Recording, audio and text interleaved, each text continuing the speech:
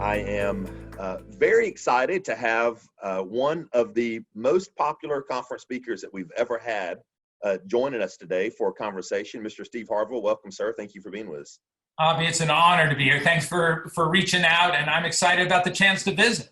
Yeah, awesome. Well, me too. Well, sir, first of all, before we jump in and start talking about some of your tips from working from home, I know that's something you've been doing effectively for a number of years now. How are you doing? You guys doing well out in Texas? And yeah, how have you been surviving without being able to go to the movie theater every Saturday? Really? That's been a huge detriment for me. So I've had to fill in with a lot of stuff that's online and like everybody else has done. But I would not be afraid to go back as soon as they open them again and start seeing some of the stuff coming out. We've been doing great. We're a small company. And we don't have a debt structure.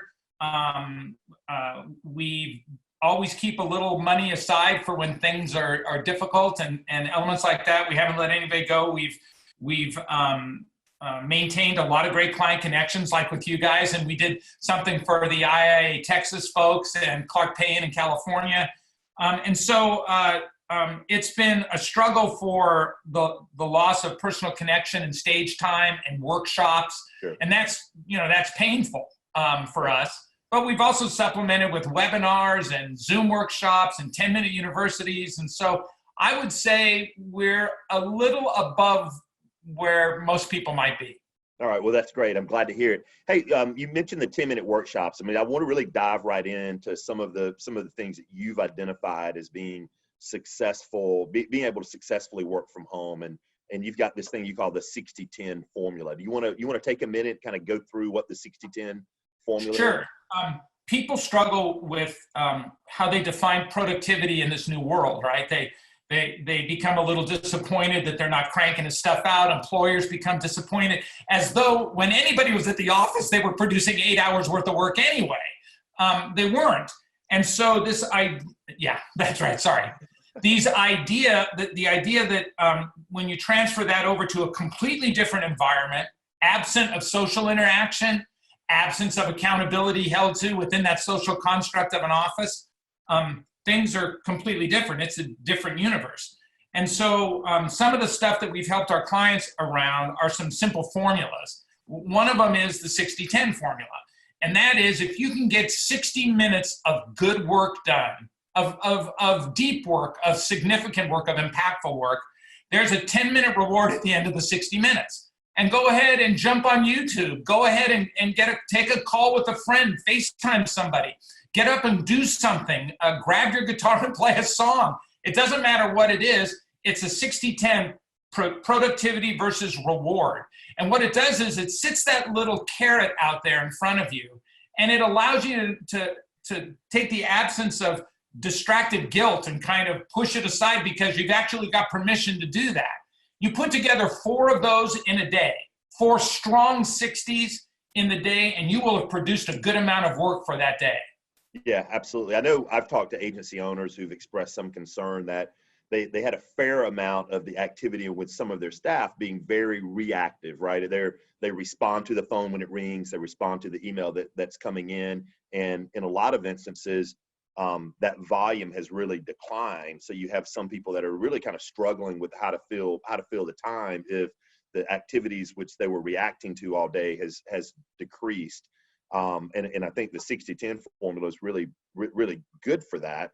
Talk about purpose and how to structure a purposeful day, because I know in one of your blogs you kind of laid out what your normal day or what your regular day looks like, and it's similar to mine. I mean, I have a similar approach to how I like to structure my day, particularly with my early morning activities. But why don't you talk through what it means you think?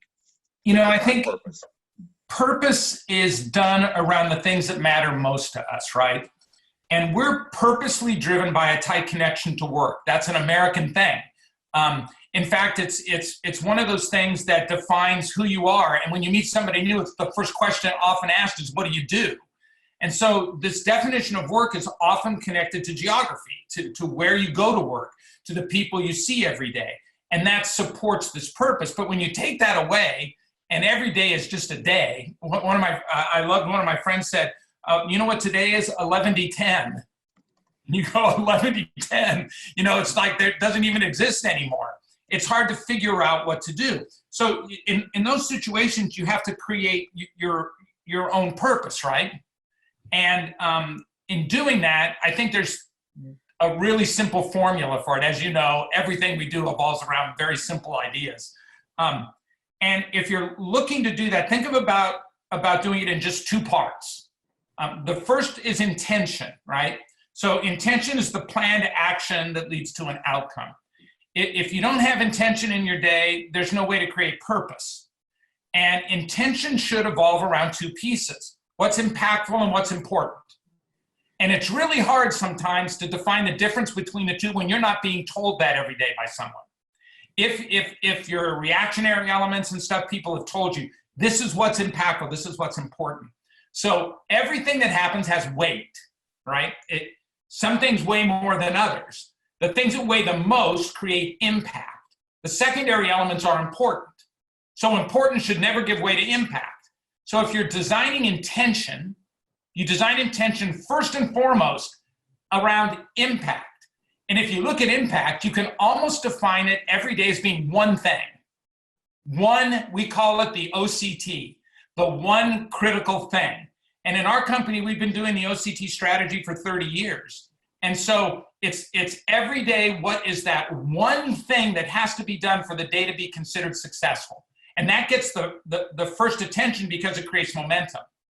Then everything else after that is just important. Now, you got to do important. You can't let important go, but it should never outweigh impact. So here's a simple little drill to do. I'll give you a simple way to tell the difference between the two. Let me grab some Post-its. So just grab some Post-its and set them up so that they're like, hold on, I'll even build one real quick. And Steve, it's great because I can see that you actually use Post-its on the wall behind you, right? Those are all the projects we do. I'm going to use all the same color on this one just because I don't want to waste the time to pull out all these different elements on it. But I'll show you how to set them up, and this will teach you the difference between impact and important in about 30 seconds. Awesome. And because right now it kind of feels like I'm caught in some morph between a physics class and reading 7 Habits of Highly Effective People, right? Between urgent and important and momentum and impact and yeah. So this is going to show up backwards on this, right? So I can't do. So set your paper up like that. And on the top row, write the 2 most important things you have to do tomorrow. Okay? On the second row, write the 2nd most important things you have to get done tomorrow. And on the 3rd row, write the 2 third most important things you have to get done, right? So you'll have the 2 most important, 2nd most important, 3rd most important things you have to do. Okay. Take a few, it doesn't take long to do it. You can do it in momentarily. Now, if someone told you then, okay, see those 2 most important things? You don't get to do one of them. And they'll go, what? Yeah, just take it off. You don't get to do it. It's gone. Off the chart. On the 2nd row, same thing. You don't get to do this one. On the 3rd row, choose between those 2. You don't get to do this one. And you end up with that. That's the difference between impactful and important. You took the important ones off and you kept the impactful ones. And you can do this exercise in your head in 30 seconds. So it's not that you don't know how to define it. You just don't do it enough. These are the OCTs. And they develop from knowing what creates impact versus important. Now, don't throw away your important or you'll get in trouble. But the important doesn't weigh as much as impact. So that's intent. That's the first part of purpose, right? Now let's go to the second strategy in purpose, and that's structure. Purpose has to have structure. It really doesn't exist without it. And I'm only going to use one thing to talk about structure, and that's time. There's a million ways purpose gains structure. We don't have time to talk about them all, but I'm going to take one: time. And we have a weird view of that now. It's way different to us in our, it hasn't changed in its physics structure, but it's changed in its perception. We seem to have a lot more of it that we're looking to fill all the time. Right. So the idea is to create a very simple structure around that intent. And it's a daily thing that you create. It's like a daily schedule that is your structure. After it's been created, and you'll have to experiment with it for a little while, because it has to fit you. It doesn't have to fit anybody else. Maybe you're a night person. Maybe you're a morning person. Maybe your highest energy is at lunchtime. I don't know. But you structure this idea of intent around your day. And it needs to be simple and flexible. So in the blog piece that I posted mine. Now, I'm a writer and creator and designer, right? So even when I moved to Austin many years ago, my company's still in Dallas. Even when I was in Dallas, I would spend more time working from my home than I did at the company office. I'm used to working in this. This wasn't that big a transition for my work. I'm a curmudgeonous writer, and most of those things take place in solitary environments for us. But I shifted my schedule based on all the stuff that was happening just a little. So you can see it in the blog. I'll just go through it really quick. I used to start my day at 4 a.m. because I don't sleep worth a damn. And never have my whole life. I've never slept. And so when the virus came out and they said fatigue is one of those things you've got to avoid when you're in your 60s, and I'm in my 60s. So I switched to a 6 a.m. wake up, even if I'm just sitting in bed from 4 a.m. to 6 a.m. thinking about the end of times, right? As you're sitting there. And so I'm up at 6. By 6:15, I'm having coffee with my bride. That's a really important touchstone for my day. We visit about what's going on. We listen to a little Audible book. We're probably checking the news for a few minutes. I'm in the office at 7. My first focus is on the one critical thing, which I have already set up from the night before. And from 7 to 11, I do my deep work. I'm at my best in the morning. So from 7 to 11, deep work. Impact items only. I try not to do conference calls. I try not to answer emails. I try to focus on what's important. I do my first physical activity from 11 to 1. From 1 to 4, I'm doing important, not menial things, but like little things that have to get done. Payroll reviews, contract, stuff like that. And then I slip into my afternoon workout, which is normally about an hour. And then I do my 10-minute universities, which I have 2 of them that I do. We'll talk about that when you want to talk about that. And by that time, I'm probably into dinner and Netflix and Amazon Prime, and then I rinse and repeat the next day. I'm very disciplined. If you're going to work at home, you have to be. And you have to be held accountable to yourself for getting these things done. Now, I have days where I suck. Everybody does. I have days where I get distracted. I go down. Like when someone sends you the video with Batman fighting Darth Vader, like that day? Yes, I did. I shouldn't have done that to you. I apologize. But knowing that you are a Dark Knight fan, I have to keep you informed of what's going on in the Batman universe. And so that's the schedule for purpose, right? Purpose has intent and structure. That's all you have to worry about. All the rest of the stuff might be important, but it's not impactful. Intent and structure. Yeah, that's great. So you mentioned 10-minute university, and I also saw in one of your blogs, you had kind of the theme, and I've actually tweeted and posted a little bit about this during this time too, about how do you structure your day and utilize this time so that you're better at the end of it than you were at the beginning of it. How do you come out of this better? And I think your concept of the 10-minute university is fantastic there. And so I'd love for you to talk a little bit about how you're trying to use like micro learning opportunities to broaden what. I think there's only one question everybody should have, one, and that is, how can I be better coming back than I was when I left? That's the only question that matters. Throw everything else out. And so what do you mean by being better? Well, it depends on what you do. But it really evolves around skill sets, right? How are my skills going to be better? And if you're thinking that way and no one else is, when you come back, you're more valuable not only to your company, but to your clients, right? So that means you've got to use some time to build skills, but everybody's screwed up about what time is. So can you shorten that a little, right? Can you compact it? Malcolm Gladwell in one of his books talked about in order to be an expert at something, you need 10,000 hours.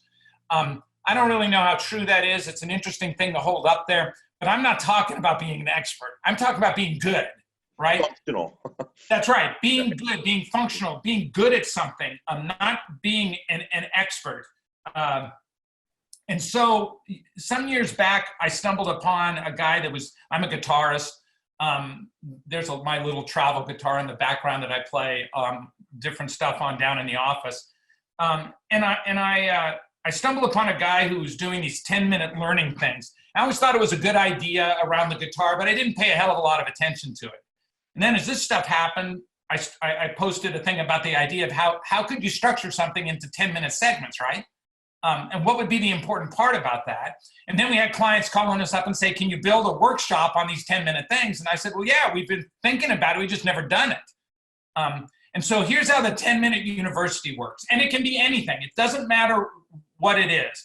We just finished one on presentation skills for a client, but it can be anything. It can be painting, a piano playing, cooking. It doesn't really matter. But here's the idea. You cut a 10-minute period out of intense focus in 10 minutes. It has to have a certain, it has characteristics to it that are foundational, that you have to have. The first is, it has to be the same 10 minutes every day. So if it's 8 to 8:10, if it's 12 to 12:10, it doesn't matter. If it's 12:15 to 12:25, it has to be the same 10 minutes every day. It can only be structured in 5-day increments. So you don't do this 7 days a week, it's 5 days a week. And the last part is it has to be in the same place every time. So you can't play the guitar in your office and then run upstairs to your studio and play guitar in your studio. It's gotta be the same place. Those are the only 3 characteristics. 5 days a week, same place. Same time. Same time. And so the idea is that you can get really, really good in these short bursts. Now we structure the 10 minutes in 1-7-2s. 1 minute quick overview, 7 minutes of intense structured whatever we're doing, 2 minutes of a quick review in your head, and kind of a minute of playing around with the idea, and then it's repeat for the next lesson.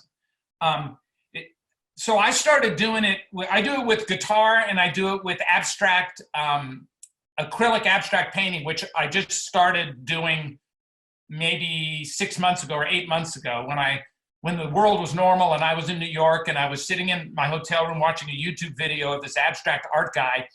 And he was painting this painting that I said, geez, I'd spend $1,000 for that painting. It was so beautiful. Then I watched like 20 of his videos and it's like 2 o'clock in the morning, right? And I go, at the end of it, I go like I do with most stuff, I go, I could do that.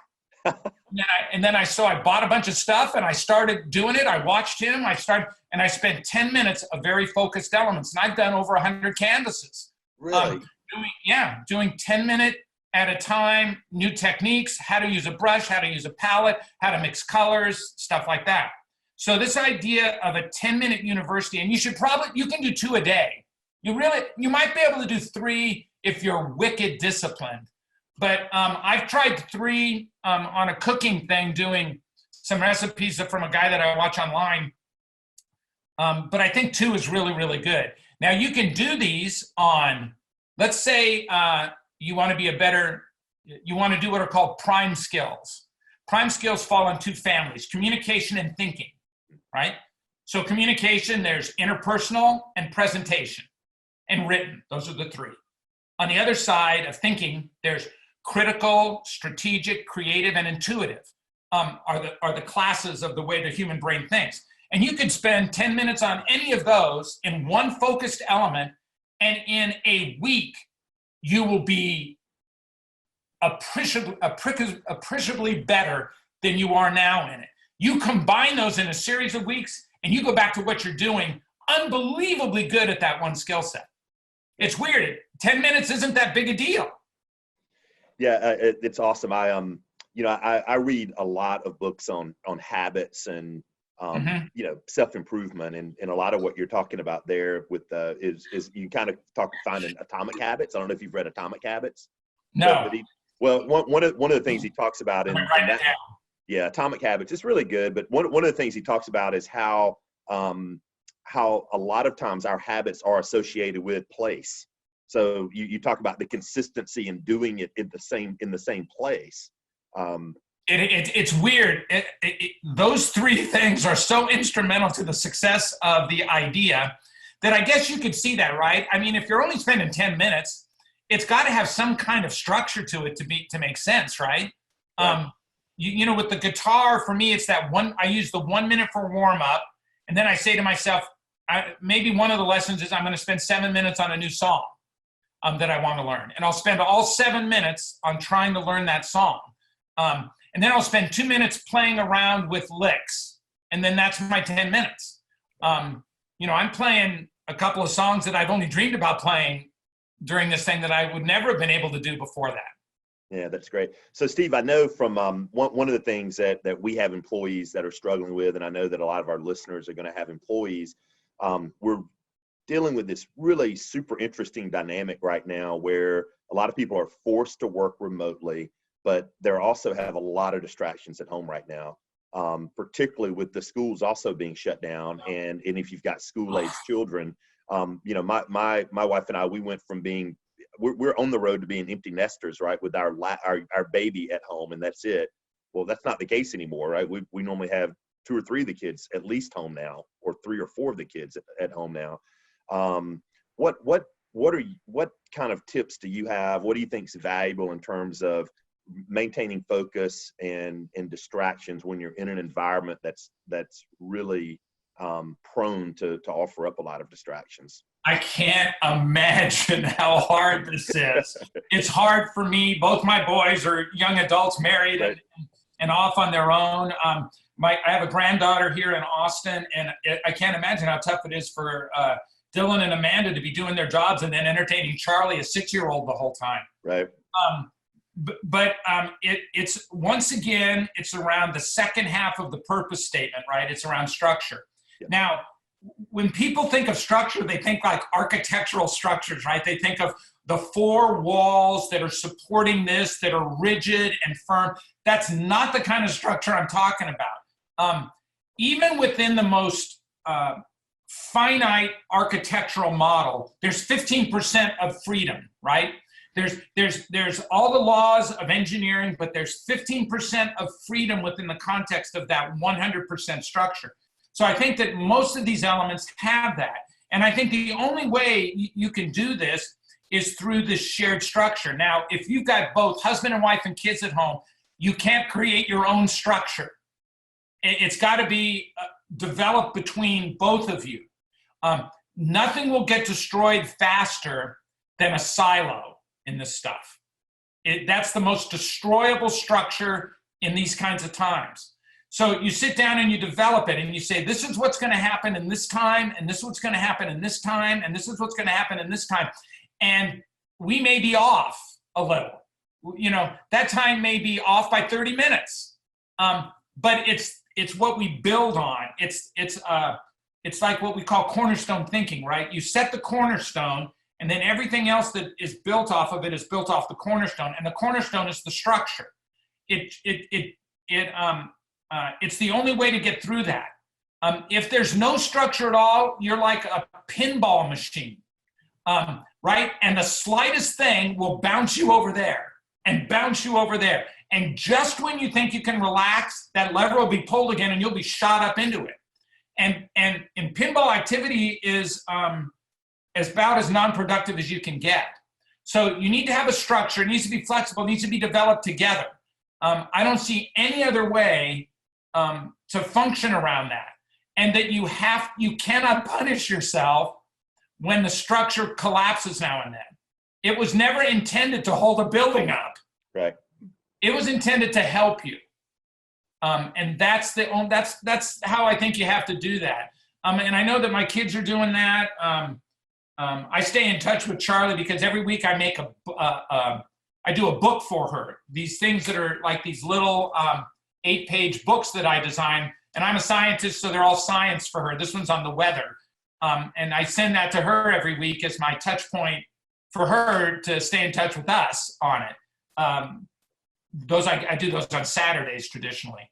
And so it's like, you've got to be flexible. You got to stop punishing yourself. We had a client that we were on a call with last Friday, and it was just a bitch and moan session, right? Kind of. And I stopped and I said, I don't understand why you're so disappointed in what's going on. Your unrealistic expectations are destroying your culture, right? And that's the other great challenge, right? Is the extension of culture. Because the culture that's defined by this geographic location now has to be extended. And if you let that culture fall apart, you stop doing the things that built it, you won't be able to put it back together again when whatever is over is over. That's the next blog piece we're writing about. What have you, I know as I was looking through your schedule in one of your blogs, you have a daily huddle with your team. It's pretty short, pretty concise. Have you felt the need to do anything extra just to feel connected and to stay involved with your employees? But you've always been remote, so it's not like they were used to seeing you on an almost daily basis. No, the huddle is one of the most impactful strategies that we do every day. We've been doing it and we've taught it to I don't know how many clients. It happens every morning for us at 9. It never lasts more than 10 minutes. It's the touchstone to the day, to the OCTs that everybody has. I even have the form for it. We have a daily form that we use for the huddle. I'll be glad to send that to anybody that wants it. It's religious for us. And it happens every single day, bar none. Now, if I'm away, and sometimes, I'm in Europe or I'm somewhere that I can't do it, we may miss a few, but almost every single day at 9 o'clock, the FaceTime starts. Everybody's talking about what the OCT is. We know what's going on. At the 10-minute point, it's over, period. If you've not gotten your say in, it can carry over to tomorrow, but it never lasts more than 10 minutes. In fact, we were at a point where we were 5-minute huddles. But it is it happens every day at 9, and I don't know how other companies get along without it. So Steve, if you're let's say in the middle of nowhere, West Virginia, doing a program for someone, and you can't get there, or your program is at the same time as the huddle, does the rest of the team proceed with the absolutely. Huddle? Okay, all right. But they're all physically together too. Okay. Yeah, and Colin, who's the CEO of the company, Colin will run that, and he's an expert at the hub. But it's like in the old days, I used to set everybody's OCT. I would tell everybody, "Here's your OCT for tomorrow. Here's your OCT." And years ago, one of the guys said, "You don't have to do that. I know what's important tomorrow." And so I said, "Okay." At that point, then everybody shifted from being setting it to letting them set it themselves. And I don't know, it's probably been 20 years since I've set an OCT for anybody, unless something happens emergency-wise on it. But they sit there. So think of the huddle as really the quick review of the OCT for the day for everybody, and any questions they might have for me. And okay, so then in the subsequent huddle, right? So today's huddle, you reviewed today's OCTs, and then tomorrow's huddle, is there an accountability element to go back and review? Well, how did your OCT from yesterday go, and then what's your OCT for today? They will. The team will bring it up if there's a problem with it. But if I don't hear from it, it's red check. It's done. It's been done. I don't hear from it. I don't need to follow up. They know better, right?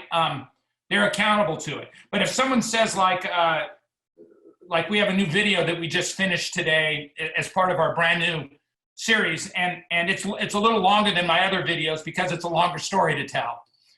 We have a brand new series called Did You Know? Little stories. First one was about Isaac Newton. The second one was about former Navy SEAL Andy Stumpf, and this one's about Disney and Sony. And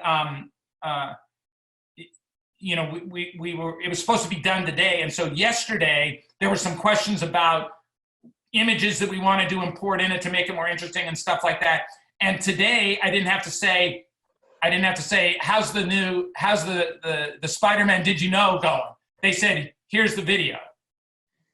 So it was all, I knew it was all done. Had they have struggled on something, the first thing would have been, we had a real problem yesterday with this. And normally they'll try to solve it themselves. They won't ask me because most of the time it's technical. I don't know what to tell them to do anyway. But yeah, the only time it'll carry over is if you know, if something went wrong or it's big. You know, the idea of what are called bits and pieces strategies. Sometimes the bits and pieces you're attacking, the OCT is a big project. And so every OCT is just a bit and a piece of a bigger thing, right? Right.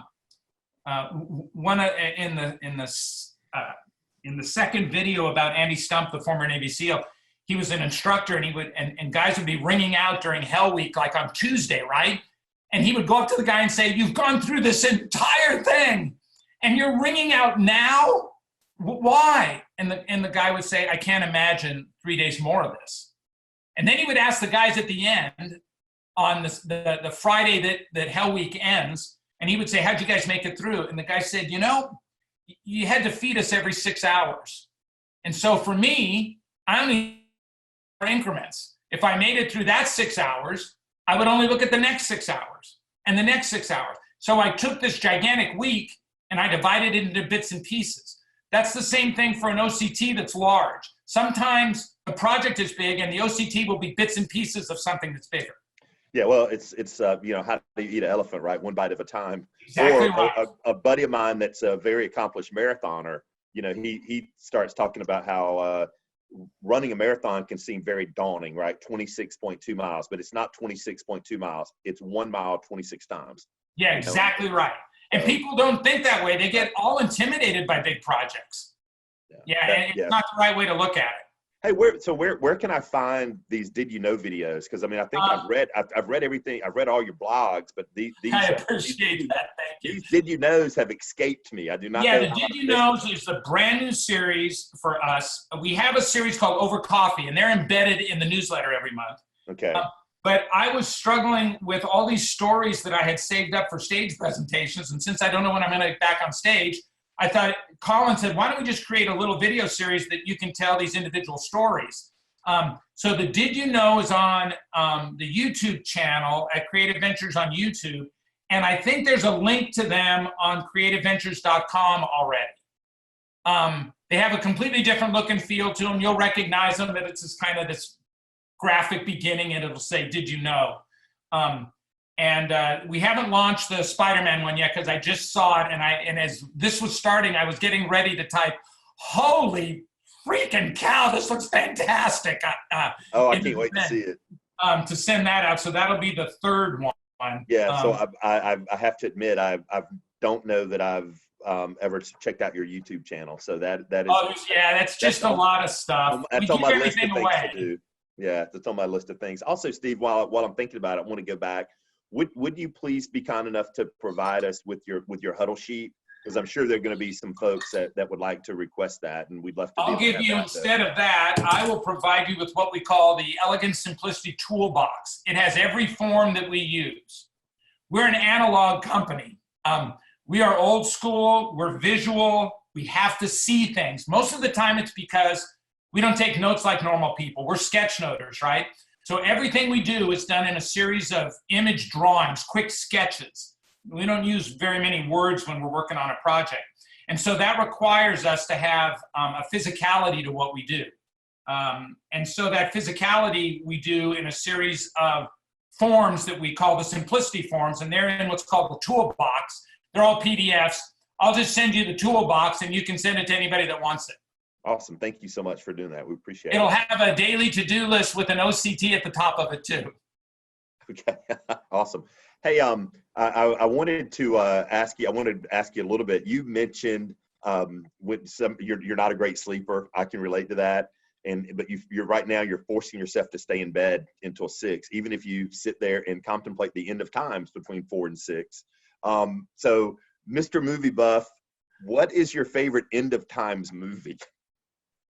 Oh, end of times movie. You know, when you think about that, you think about the dystopian kind of mindset. You know that when the world is always crappy in the future in Hollywood, there's two things you can count on. Aliens hate humans for no reason, and they will destroy New York and Tokyo before any other city. They don't have opposable thumbs, so how in the hell did they make all their technology? That's the second part that bothers me about the physiology of aliens. As a scientist, it bothers me. And then there's the dystopian end of times kind of thing. The zombie apocalypse kind of, that's an entire category of end of times, right? Zombie apocalypse movies. There's invasion movies in which everything kind of ends. And the future is always this weird survivalist people in the forest, right? Who types of things. But that's a really tough question for a movie guy, right? Because there's so many of them. One of the original semi end of times was the Gene Barry War of the Worlds, the original film version of War of the Worlds, which was the first end of times radio serial with Orson Welles, where people were tuning in and they had no idea it was a fictional show. There were a number of suicides during it. It terrified the world. They thought they were listening to an actual newscast instead of a serial. So that from the old times. The other one from the old times is the original The Day the Earth Stood Still. That's one of my favorite end of times. That may be my favorite end of times movie. It's the original The Day the Earth Stood Still, which is considered by many to be one of the great science fiction classics of all time. If you've never seen it, it's black and white. It's not very long. It has the famous Nitu Klatu Barata, is the famous phrase from that movie that all science fiction fans know. You should really watch it.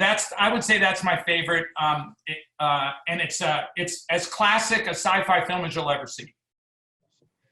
I want to get back to something we were talking about a little earlier with trying to come back better than you ended. You just mentioned a little while ago that you can't wait for the movie theaters to get back open and go back and check out a movie. What do you think? Have you given a lot of thought to how the world's going to have changed? Like what's going to be different when we come back?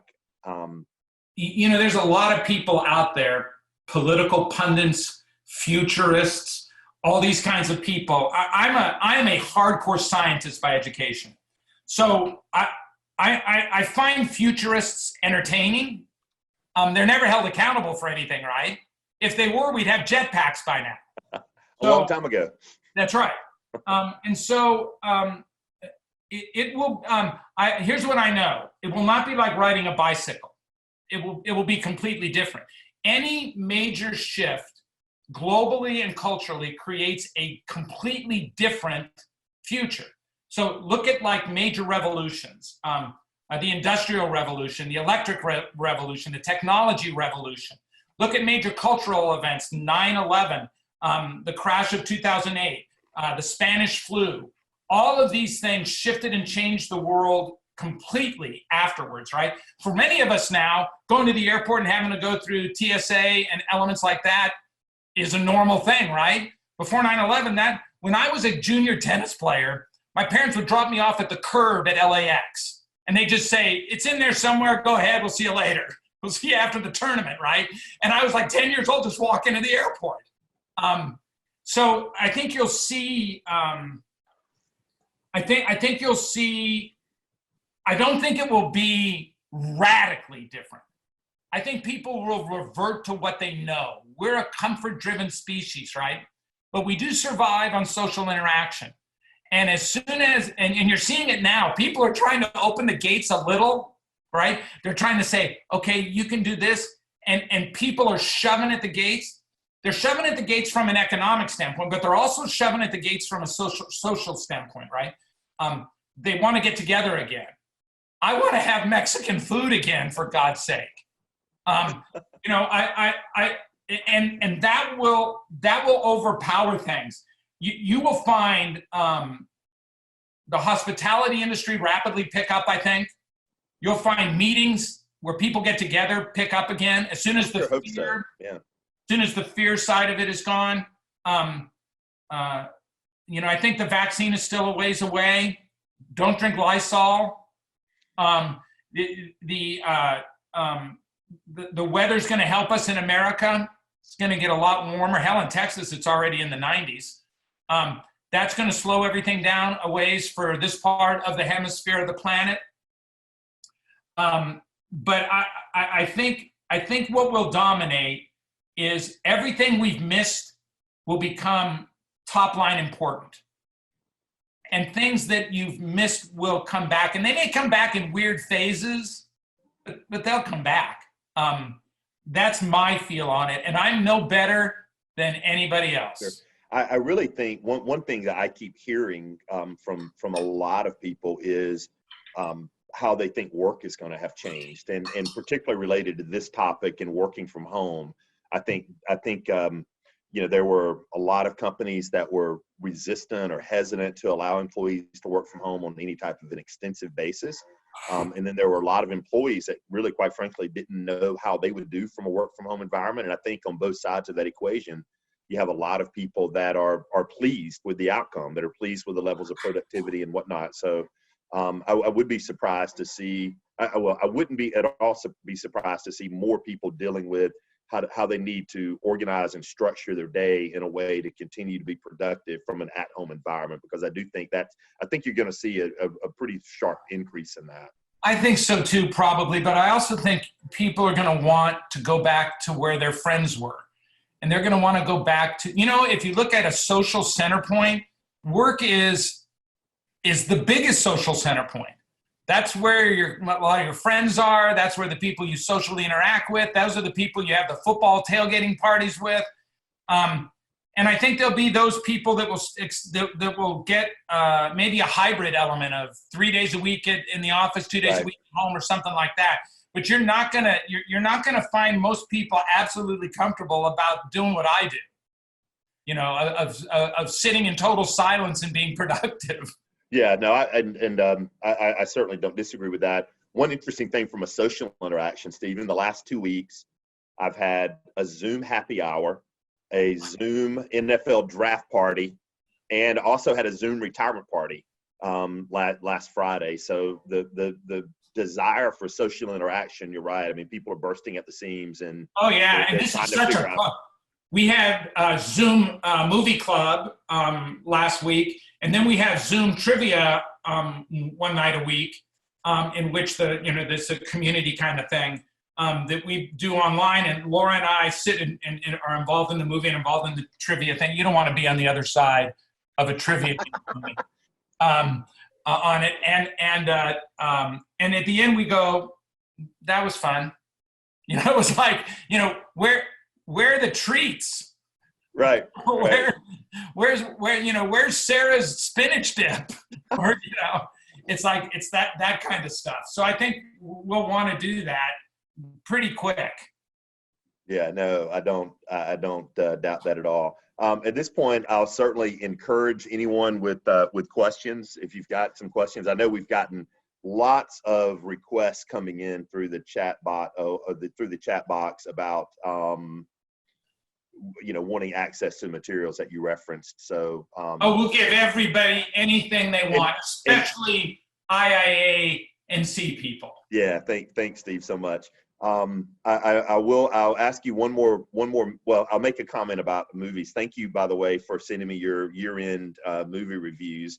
And there were a couple on your top 10 list that I had not seen, and one that I made a point to see based on your list, and that was Knives Out, and I absolutely loved it. I thought it was great. So, it was there's going to be a second one featuring Daniel Craig's character. It was so successful, they're going to take the Southern detective and take him to another mystery.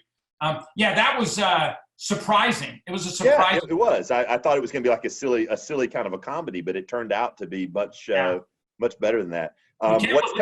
You can't believe the number of people that disagree with my selections every year.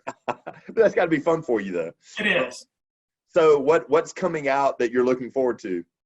Well, now I graduated from high school in 1986. the year of Top Gun. So of course I'm looking forward to the Top Gun remake coming out this summer, and hopefully theaters will be open in time to check that out. Yeah, the schedules now are so out of whack that I can't even tell you, what they're going to do or where they're going to plug in features.